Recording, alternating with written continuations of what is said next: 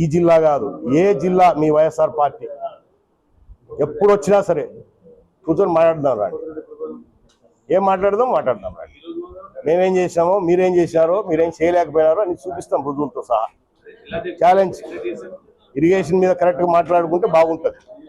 ప్రభుత్వాలు ఇందాక చెప్పినట్టు ఒక్క సింగిల్ పని కూడా చేయకుండా, ఒక్క రూపాయి ఇచ్చకుండా నీ బడ్జెట్ ఎంత అసలు? మీ ఐదేళ్లలో నీ బడ్జెట్ ఎంత? నువ్వు ఇచ్చింది ఎంత? దాన్ని ఖర్చు పెట్టింది ఎంత? దాన్ని మళ్ళీ బిల్లులు పే చేసింది ఎంత? చెప్పు. గుండాలకు కొంచెం మాట్లాడడానికి. రెడ్డి ఛాలెంజ్ ని మేము స్వీకరించడానికి సిద్ధంగా ఉన్నాం. ఎప్పుడైనా డేట్ చెప్పమని చెప్పండి, డిస్కస్ చేయడానికి. ఎవరి హయాంలో ఎవరి వల్ల ఈ రాయలసీమలో ప్రాజెక్టులు వచ్చినాయి, ఎవరి వల్ల ఈ రాయలసీమ సస్యశ్యామలంగా ఉందని మాట్లాడడానికి మాకు అభ్యంతరం లేదు. బుడ్డా రాజశేఖర రెడ్డి గారే డేటు ఒక 2-3 డేట్లు చెప్పమని చెప్పండి. ఆ డేట్లలో ఎక్కడైనా వచ్చి డిస్కస్ చేయడానికి మేము సిద్ధంగా ఉన్నాం.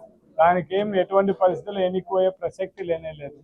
మొత్తం వెలుగోట రిజర్వాయర్లు ఎవరి వల్ల అయింది అది ఒకసారి చూడమని చెప్పండి. పోతిరెడ్డిపాడు దగ్గర కెపాసిటీ పెంచింది ఎవరు? అదేవిధంగా బనకచెల్ల దగ్గర 3 వెంట్స్ పెట్టి అవన్నీ కూడా చేసింది ఎవరో? ముందు చెప్పమని చెప్పండి. దాని గురించి మాట్లాడడానికి ఏం అభ్యంతరం లేదు. వాళ్ళు అట్లా ఒక ఆయన ఎమ్గనూరు ఎమ్మెల్యే గారు కూడా మాట్లాడారు. దానికి కూడా మాట్లాడడానికి మాకేం అభ్యంతరం కూడా లేదు. ఖచ్చితంగా మాట్లాడుతుందంట. సవాల్ని స్వీకరిస్తున్నాం. ఎక్కడికైనా కూడా